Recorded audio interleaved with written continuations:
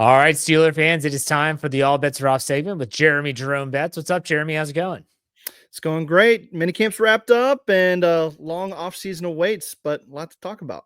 Absolutely, absolutely. And I guess I want to start off by asking you just what are your thoughts on the off-season workouts? It's been a weird one because the Rodgers saga was still hanging around, then he finally does sign. What's been your takeaway from this off-season workouts starting at OTAs phase 1, 2, obviously 3 is the most visual, and then mandatory minicamp? Yeah, it's hard for me to take away much meaningful out of this, other than it's just good to see the Steelers players back in action to a degree. So I think that maybe the biggest talking points, the Aaron Rodgers situation, the TJ Watt situation, those have all been the things that I've been tracking more or less. But I guess if you're talking about on the field and what can we take away from some of the things we've seen is that I think that, this wide receiver room, there's a lot of positivity in that building that guys like Calvin Austin and Roman Wilson are going to take another step forward this year. When it comes to CA3, obviously he gets to take another step with Roman Wilson. It's the first step really forward for him. So there's some optimism in the building for that. I think all the rumors swirling that plays into a lot of my takeaways from this portion of the offseason too, is that the Steelers, I don't think are done, Jeff. I really don't think they're done adding to this roster, and in a meaningful way. I mean, not just like some so-and-so cut so-and-so on training after training camp and we're just going to pick them up to add some depth. I think there's going to be some meaningful additions to this team. So if anything, my big takeaways are there's optimism in the building for some of the younger players, but that's not preventing the Steelers from putting their feelers out and seeing if they can do a little bit more to make themselves, in their eyes, more of a contender for 2025. Well, you brought him up, and I was going to bring him up, and I wanted to have like a lot of discussion about this and get your opinions. Were you surprised TJ Watt wasn't there for mandatory minicamp? You weren't surprised, really? No, I wasn't. I was surprised. Okay. I was surprised because I thought he's that guy that's team first. He is team first. Yeah. And I don't think he likes to draw attention to himself or anything that's going to draw away from the team. And I feel like this did that in a way. But I was surprised. I thought he was going to do the hold in thing, but you weren't. Go ahead and talk about that. Yeah. So, I mean, just to be honest, I thought he didn't show up for minicamp in 2021 when he was doing his contract talks then, but he was there for minicamp. Then he just showed up for training camp and didn't work out until he got the deal done. I fully expect him to be there for training camp, but for this part of the offseason program, I mean, what does he hope to gain? I mean, at all by being there, other than TJ's a good guy. He's not being a distraction. That's it, man. It's the optics of the situation. Okay. And I got into it. But do those matter though? Absolutely, it matters. Okay. I mean, when you think about Alan Saunders, I tweeted this out about how the optics are bad. There's going to be fans that are going to be soured from this decision. He said in my comments, Alan Saunders, that is, well, it doesn't matter. I said, he's not going to do anything is essentially what he said. Yeah. I said, I know he wasn't going to do anything, but he's not there. He could have gone there, stood in front of the media on the defensive day to talk and said, yeah, obviously I want a new contract. I want to be here for the rest of my career. I'm here though, because it's mandatory and I want to be a part of the team. Man, check. All these fans like, this is TJ. But now, remember, Jeremy, fans will always side with the organization. They are Steeler fans. Yeah, they're not all necessarily TJ Watt fans. You saw fans out there, if you pay attention on social media, they're always like, bad look. I don't like TJ not being there. I said, here they go. They're pivoting. Here you're seeing it. I thought the optics were really, really bad. Okay. I mean, I could personally care less about the optics. I think there's also an optic to showing up just to make a stink. And I don't know if TJ would do that either. And the way you were describing it, that wouldn't be the case. But like Shamar Stewart did in Cincinnati, where he's did Trey Hendrickson. Yeah, and Trey Hendrickson as well. Where they showed up for minicamp, but it was to say, hey, yeah, I'm here, but it's to give my side of the story, why I'm not getting a contract. And TJ Watt has always been a behind the scenes kind of guy. And maybe in his eyes, he felt he'd be more of a distraction if he was there. I just don't put a lot of stock into it. I would more side with Alan Saunders on that, where it's it's not a big deal. It just isn't, in my opinion. So, man, sorry about the lights, man. That's what I get. People that are watching this segment on YouTube, that's what I get for having 5 kids running around the house, just opening up doors and turning lights on and off. But anyways, thank you for continuing through that. That's hysterical. For those that are listening, nothing, but that's fine. You bring up I don't think TJ would have made a stink either. Sure. I don't think he would have been the Trey Hendrickson that stood up there and said, yeah, we've talked. They're screwing me. That's essentially what he said, that they're screwing me over. I deserve this. They're not giving me this. He's not happy. So it's interesting. I understand your premise there, but for me, I just think that it would have gone a long way. And TJ doesn't have to answer to the fan base. I get that too. Right. Yeah. He has to answer to the organization. But again, what are you saying by not showing up for mandatory mini camp? Mm-hmm. It's just a bad look. It's just a bad look in my opinion. But still, I think ultimately he gets a deal done. You agree? I do. I really do. I think that, like Mike Tomlin said yesterday, both sides want to get it done, so he feels like it'll get done. I do as well. I've been making the argument that based on the timeline that the Steelers are on here, it's a very Mike Tomlin centric timeline for trying to win another championship. They might make somewhat of a push this year, but the real push to me, Jeff, is 2027, which is currently the final year of Mike Tomlin's contract. It's the final year of Cam Hayward's contract.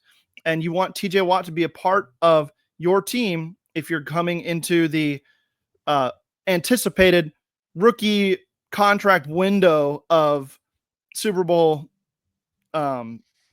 contention, if you will. So, and that's looking way ahead, right? That's getting ahead of ourselves a little bit.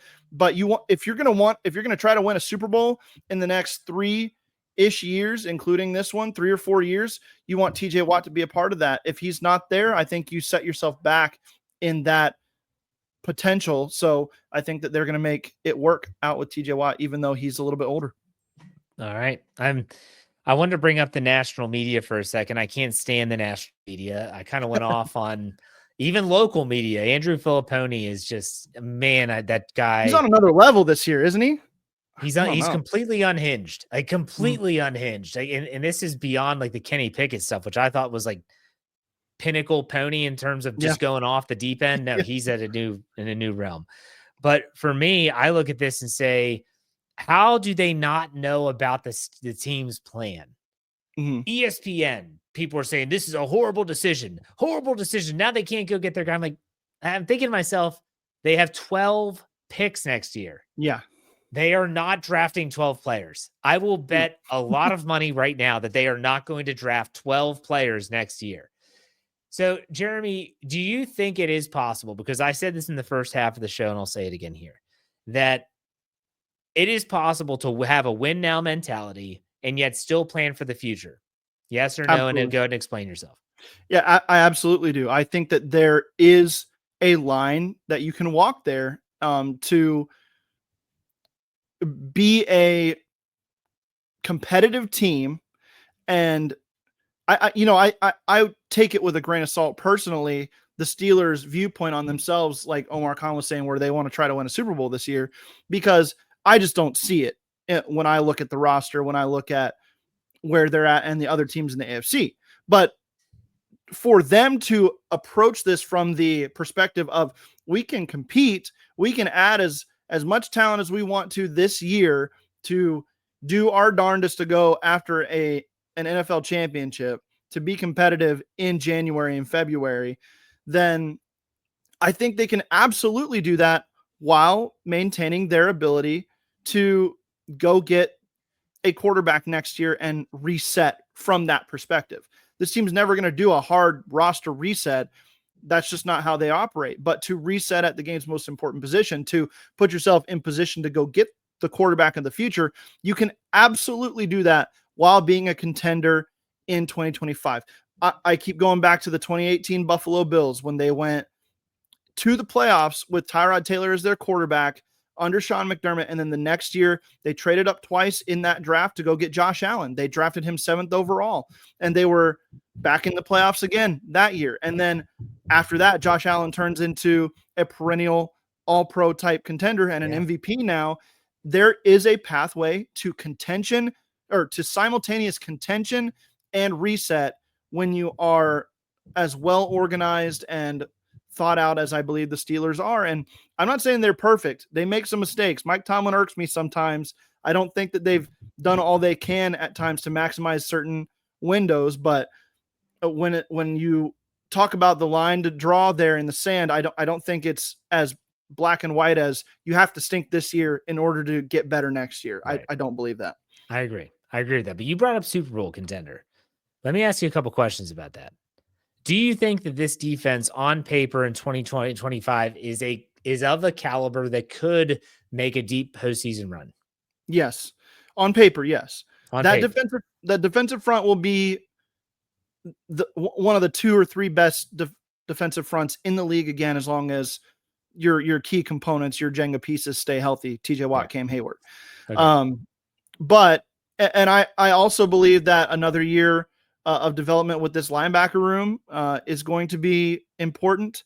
I think the secondary has the pieces to hold up their end of the bargain. And I mean, I don't know about you, but I really like this Gerald Alexander guy that's coaching the secondary right now. Really like his approach. I think that he's going to really help that group out. And I don't know. I think that they're a championship level defense. I do.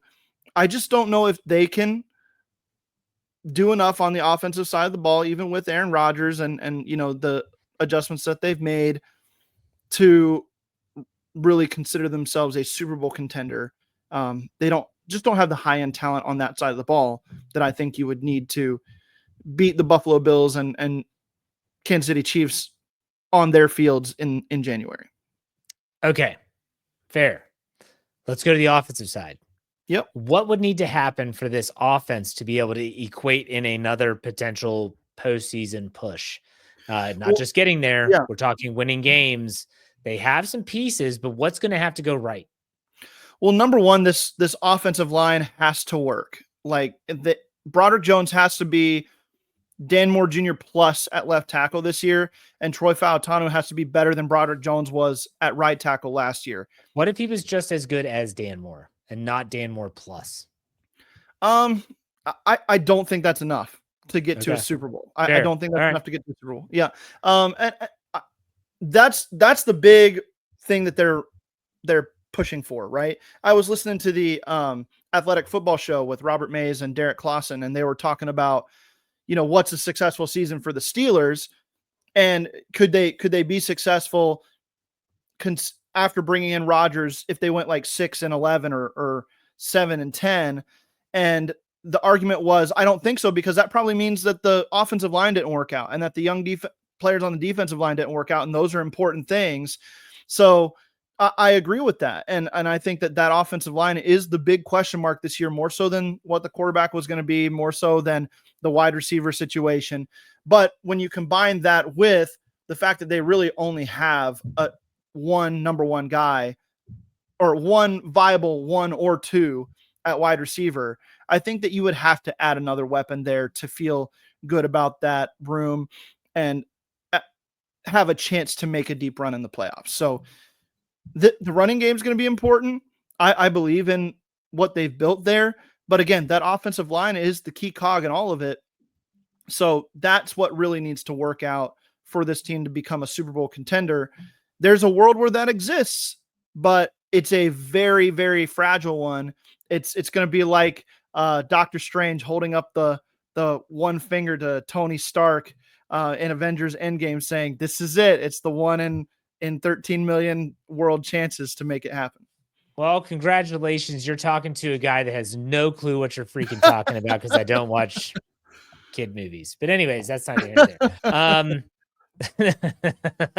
I'll take that stray. I'll take that stray. That's a good one. But I'm hey. And by the way, before people like on YouTube that see this segment comment and say, oh my gosh, they're never going to get to the Super Bowl. Jeremy's full of it. This is all hinging on health. Let's keep that in mind. It's always hinging on health. If one of the big name players on either side of the football were to be lost for an extended period of time, it changes everything. Yep. So this is why we always say on paper, keep that in mind. And I never would want to imply that I think that they're a Super Bowl contender this year. Like, I've been high on the Rodgers acquisition. I think that that's the best thing for this franchise this year. I think, again, you're walking that line and you're making guys like Cam Hayward and TJ Watt happy that you're trying, you're doing your best to be a contender. And if things do break right at a few spots, maybe you get lucky. Maybe like what happened in 2008 when Tom Brady tore his ACL and you don't have to face a Brady-led Patriots team. You know, something like that. And I'm not wishing for that either, but if something like that happens, you've put yourself in a place where maybe you can capitalize on that and have a Cinderella type run. But I'm in no way expecting this team to be a Super Bowl contender. I had to fight people on the Q&A the other day too about that, where they're like, this guy's thinking they're going to the Super Bowl. I'm like, no. I'm just optimistic about some of the pathways that they've taken this offseason. A-Rod still got some zip on that ball, man. You can tell. He does. He can still spin it for sure. But all right, I'll let you get out of here with that, Jeremy. Why don't you tell us what's coming up on the written side as well as on the podcast side? Well, working through my series on Steel Curtain Network about the best and worst case scenarios for each position group. I had a quarterback article come out last week that I thought was, something that a very big deal to watch throughout the course of this season, where which quarterbacks are on the hot seat, which are going into make or break years, because that could change the quarterback landscape next year as well for teams like the Steelers or the Colts that are going to be pursuing quarterbacks. So check that one out. And then I'm going to have some fantasy football content coming up. I've got a couple exciting guests coming on the DDP on the podcast side of things here in the future as well. So stay tuned to all of that and give me a follow at the Betz 93. All right. Perfect. Thanks, John. Thanks for your time, Jeremy. Hey, happy Father's Day, man. Enjoy your weekend. Thanks, you too, Jeff. Enjoy your weekend. Yes, sir. Enjoy that U.S. Open. Absolutely. We'll be talking next week about that. Take it easy. Sounds good, man.